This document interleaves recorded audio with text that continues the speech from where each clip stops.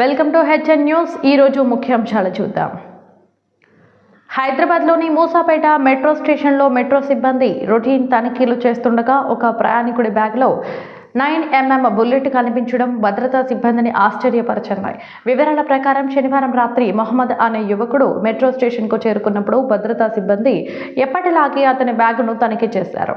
తనిఖీ సమయంలో బుల్లెట్ బయటపడటంతో పోలీసులకు సమాచారం అందించి కూకట్పల్లి పోలీసులు సంఘటనా స్థలానికి చేరుకొని యువకుడిని అదుపులోకి తీసుకుని కేసు నమోదు చేసి దర్యాప్తు ప్రారంభించారు.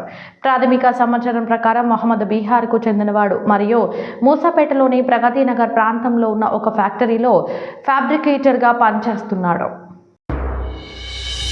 మహారాష్ట్ర ప్రభుత్వం అధికారికంగా ఔరంగాబాద్ రైల్వే స్టేషన్ పేరును గెజిట్ నోటిఫికేషన్ ద్వారా ఛత్రపతి శివాజీ నగర్ స్టేషన్గా మార్చింది. ఔరంగాబాద్ నగరం పేరు కూడా మార్చబడిన దాదాపు 3 సంవత్సరాల తర్వాత ఈ మార్పు వచ్చింది. ఈ రైల్వే స్టేషన్ను 1900లో హైదరాబాద్ నిజాం పాలనలో నిర్మించారు. ప్రభుత్వం ప్రకారం ఛత్రపతి శివాజీ మహారాజు కుమారుడు శివాజీ మహారాజ్కు నివాళులర్పించడానికి ఈ పేరు మార్పు జరిగింది. గతంలో మొఘల్ చక్రవర్తి ఔరంగజేబు పేరు పెట్టుబడిన ఔరంగాబాద్ నగరాన్ని మాజీ ముఖ్యమంత్రి ఏక్నాథ్ షిండే నేతృత్వంలోని బీజేపీ ప్రభుత్వం ఛత్రపతి శివాజీ నగర్గా మార్చడం గమనార్హం. ఇప్పుడు దీనికి అనుగుణంగా రైల్వే స్టేషన్ పేరు కూడా మార్చబడింది. తెలంగాణ వ్యాప్తంగా రోడ్డు రవాణా సంస్థ ఆర్టీఏ చెక్పోస్టులపై అవినీతి నిరోధక శాఖ ఏసీబీ ఏకకాలంలో దాడులు నిర్వహించి సంచలనం సృష్టించింది. కామారెడ్డి జిల్లా మదనూరు మండలం సలాబత్పూర్ ఆర్టీఏ చెక్పోస్టుపై అర్ధరాత్రి ఏసీబీ దాడి చేసింది. ఈ సందర్భంగా ప్రైవేటు వ్యక్తులు వాహనాల నుంచి అక్రమంగా డబ్బులు వసూలు చేస్తున్నట్లు అధికారులు గుర్తించి వారి వద్ద నుండి 36,000 నగదును స్వాధీనం చేసుకున్నారు. ఖమ్మం జిల్లాలోని వివిధ చెక్పోస్టులపై డీఎస్పీ రమేష్ నేతృత్వంలో ఏసీబీ దాడులు నిర్వహించింది. అర్ధరాత్రి నుంచి భద్రాద్రి, కట్టగూడెం, ఈశ్వరరావుపేట, పాల్వంచ, మతగూడెం చెక్పోస్టులపై దాడులు నిర్వహించి అక్రమ డబ్బును స్వాధీనం చేసుకున్నారు. నారాయణపేట జిల్లాలోని కర్ణాటక, తెలంగాణ సరిహద్దుల్లోని కృష్ణా ఆర్టీఏ చెక్పోస్టుపై శనివారం తెల్లవారుజామున 12:30 నుంచి ఉదయం 6 గంటల వరకు దాడులు నిర్వహించారు. డీఎస్పీ మహబూబ్ నగర్ ఏసీబీ నేతృత్వంలో 10 మంది బృందం ఈ ఆపరేషన్ నిర్వహించింది. ఇందులో 30,450 విలువైన అక్రమ నగదును స్వాధీనం చేసుకున్నారు. కొమురంభీం, ఆసిఫాబాద్ జిల్లాలోని వాంకేడి రాష్ట్ర సరిహద్దు చెక్పోస్టు వద్ద కూడా ఏసీబీ ఆపరేషన్ నిర్వహించింది. నివేదికల ప్రకారం ప్రైవేటు ఉద్యోగులు వాహనాల నుండి అక్రమంగా డబ్బు వసూలు చేస్తున్నారని తెలిపింది. అధికారులు నగదును స్వాధీనం చేసుకున్నారు.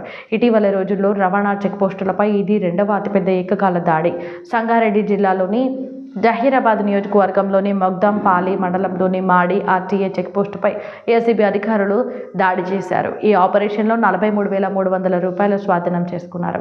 ఈ చెక్పోస్టు జాతీయ రహదారి 65 ముంబై హైదరాబాద్పై ఉంది.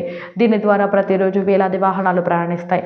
ఆదిలాబాద్ జిల్లాలోని బోర్జ్ ఇంటర్ స్టేట్ చెక్పోస్టు వద్ద అర్ధరాత్రి 12 గంటల నుంచి ఉదయం వరకు దాడులు నిర్వహించబడ్డాయి. దీనిలో 1.26 లక్షల నగదు స్వాధీనం చేసుకున్నారు.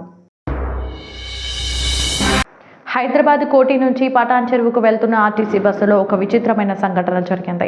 కండక్టర్ తన 5 రూపాయల చిల్లరను తిరిగి ఇవ్వలేదని గంగారాం అనే ప్రయాణికుడు ఆరోపించాడు. దానిపై అతను కోపంగా బస్సు ముందు కూర్చొని నిరసన ప్రారంభించాడు.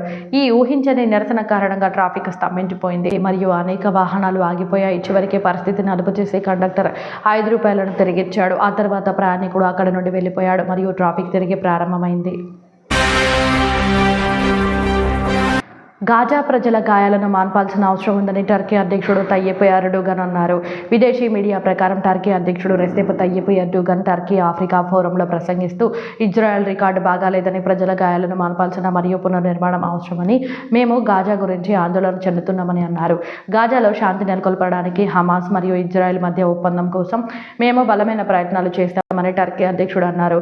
సూడాన్లో కొనసాగుతున్న సంక్షోభం గురించి తాను ఆందోళన చెందుతున్నానని, అక్కడ శాంతి నెలకొల్పాలని కూడా కోరుకుంటున్నారని అధ్యక్షుడు తయ్యిప్ ఎర్డోగన్ అన్నారు. పాశ్చాత్య ప్రపంచాన్ని ఆయన విమర్శించారు మరియు పశ్చిమ దేశాల ప్రజలు ఆఫ్రికా ఖండంలో ఘర్షణలు మరియు అంతర్యుద్ధాలు జరుగుతున్నట్లు చూస్తున్నారని, కానీ వారు ఏమీ చేయరని అన్నారు. హెచ్ఎన్ న్యూస్ సబ్స్క్రైబ్ చేయండి, లైక్ చేయండి, షేర్ చేయండి.